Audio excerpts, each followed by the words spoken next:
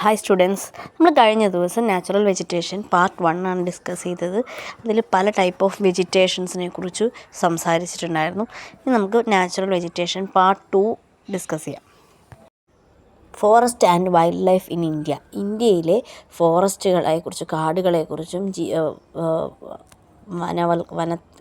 ജീവികളെക്കുറിച്ചുമാണ് നമ്മൾ ഈ സെഷനിൽ പറയുന്നത്. ഇന്ത്യയുടെ വൈൽഡ് ലൈഫ് എന്ന് പറഞ്ഞു കഴിഞ്ഞാൽ ഒരുപാട് കുറേ ഉള്ളതാണ്. അതായത് ലോകത്തിലെ തന്നെ 4 to 5% അറിയുന്ന പ്ലാന്റ്സും അനിമൽ സ്പീഷീസും ഇന്ത്യയിലുണ്ട് എന്നാണ് നമ്മൾ പറയപ്പെടുന്നത്. ഈ vast diversity of ecosystem maintain ചെയ്യുന്നത് ആണ് ഈ ഡൈവേഴ്സിറ്റി ഓഫ് വൈൽഡ് ലൈഫിന് കാരണം. പക്ഷേ ഈ വൈൽഡ് ലൈഫ് ഒരുപാട് കുറയുന്നുണ്ട് ഇപ്പോൾ ഹ്യൂമൻ ആക്ടിവിറ്റി കൊണ്ട്.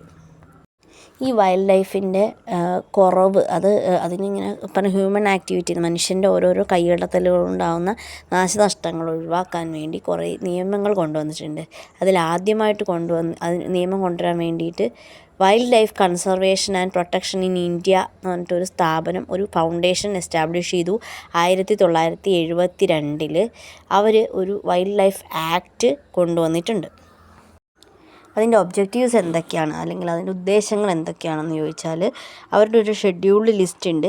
ആ ലിസ്റ്റിലുള്ള നാശം സംഭവിച്ചുകൊണ്ടിരിക്കുന്ന സ്പീഷീസുകളെ പ്രൊട്ടക്റ്റ് ചെയ്യുക. അതുപോലെ തന്നെ നമ്മുടെ ഇന്ത്യയുടെ കൺസർവേഷൻ ഏരിയാസിന് ലീഗൽ സപ്പോർട്ട്, അവിടേക്ക് അതിക്രമിച്ച് കയറുകയോ അതിക്രമിച്ച് എന്തെങ്കിലും നാശനഷ്ടങ്ങൾ ഉണ്ടാക്കുകയും ചെയ്തു കഴിഞ്ഞാൽ അതിന് നിയമസഹായം കൊടുക്കുക എന്നുള്ളതാണ് വൈൽഡ് ലൈഫ് കൺസർവേഷൻ ഫൗണ്ടേഷൻ്റെ ഉദ്ദേശങ്ങൾ. വന്യജീവി സംരക്ഷണം വഴി മനുഷ്യനും ഗുണം കിട്ടുകയാണ്. പക്ഷേ ഓരോ ആൾക്കാരും അതിൻ്റെ ഇമ്പോർട്ടൻസ് മനസ്സിലാക്കിക്കൊണ്ട് അവരുടെ രീതിയിൽ വന്യജീവി സംരക്ഷണത്തിന് വേണ്ടി പ്രവർത്തികൾ ചെയ്യേണ്ടതാണ്. അതുപോലെ തന്നെ ഇന്ത്യൻ ഗവൺമെൻറ്റും ഇതിനു വേണ്ടി ഈ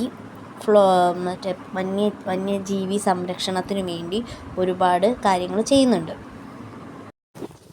അങ്ങനെ ഗവൺമെൻറ് എടുത്തിരിക്കുന്ന എക്സ്ട്രാ മെഷേഴ്സാണ് അല്ലെങ്കിൽ ലീഗൽ ആക്റ്റുകളാണ് wild life protection act 1972, project tiger 1973, project elephant 1992, crocodile breeding project 1975, forest conservation act 1980, environmental protection act 1986, project hangul 1970.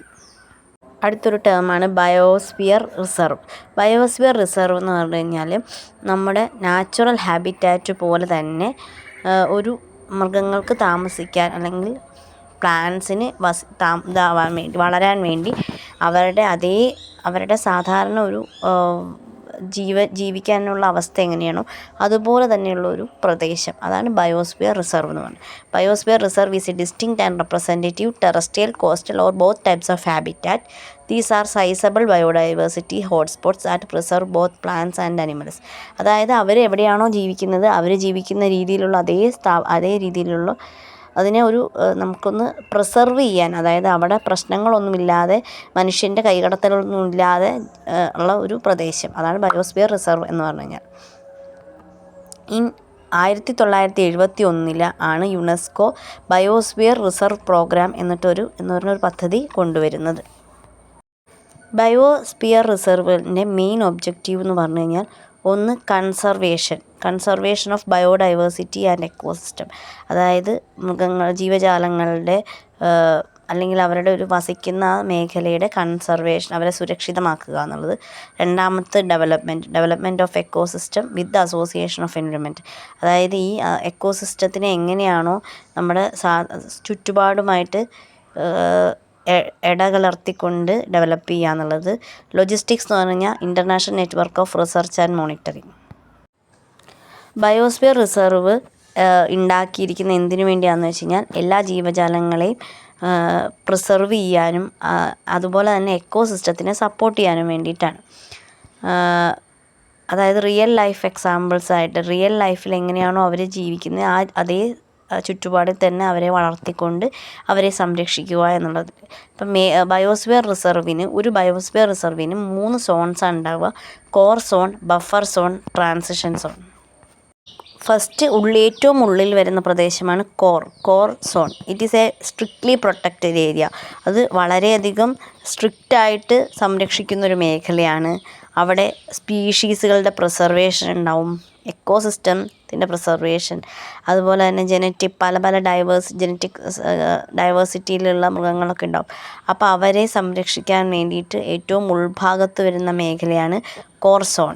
Next buffer zone എന്ന് പറഞ്ഞു കഴിഞ്ഞാൽ കോർ സോണിന് തൊട്ട് പുറത്തേക്ക് വരുന്ന ഭാഗമാണ്.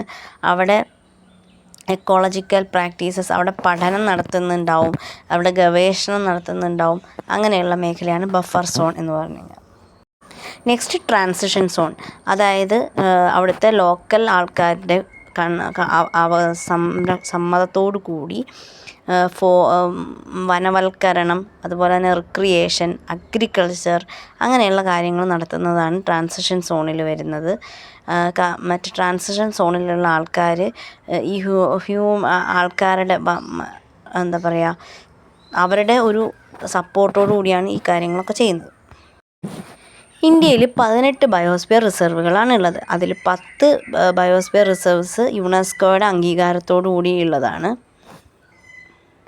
ഈ കാണുന്ന ടേബിളിലുള്ളതാണ് ഈ പറഞ്ഞ 18 ബയോസ്ഫിയർ റിസർവുകൾ. ആദ്യത്തേത് നീലഗിരി 1986 എസ്റ്റാബ്ലിഷ് ചെയ്തത്. തമിഴ്നാട്, കേരള, കർണാടക ഈ സംസ്ഥാനങ്ങളിലായിട്ടാണ് ഇത് വരുന്നത്. നന്ദാദേവി 1988 ഉത്തരാഖണ്ഡിലാണുള്ളത്.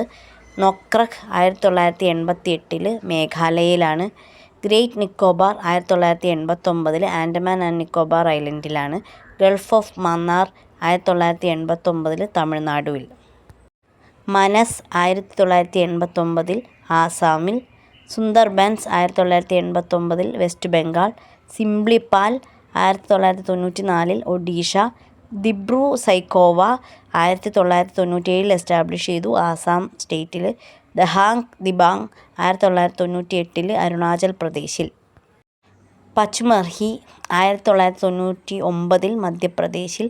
കാഞ്ചൻജംഗ 2000 സിക്കിമിൽ. അഗസ്ത്യമലൈ 2001 തമിഴ്നാട്, കേരള സ്റ്റേറ്റ് വരുന്നുണ്ട്. അജനാക്മർ അമർകാന്ത് 2005 മധ്യപ്രദേശ് ആൻഡ് ഛത്തീസ്ഗഡിലാണ്. കാഞ്ച് 2008 ഗുജറാത്ത്. കോൾഡ് ഡെസേർട്ട് 2009 ഹിമാചൽ പ്രദേശിൽ. ശേഷശാലം 2010 ആന്ധ്രാപ്രദേശ്. പന്ന 2011 മധ്യപ്രദേശ്. ഇന്ത്യയിലെ ബയോസ്ഫിയർ റിസർവുകളുടെ എണ്ണം 18 എണ്ണം. ഫസ്റ്റ് ബയോസ്ഫിയർ റിസർവ് വന്നത് നീലഗിരി 1986. 18ാമത്തെ ബയോസ്ഫിയർ റിസർവ് വരുന്നത് പന്ന 2011.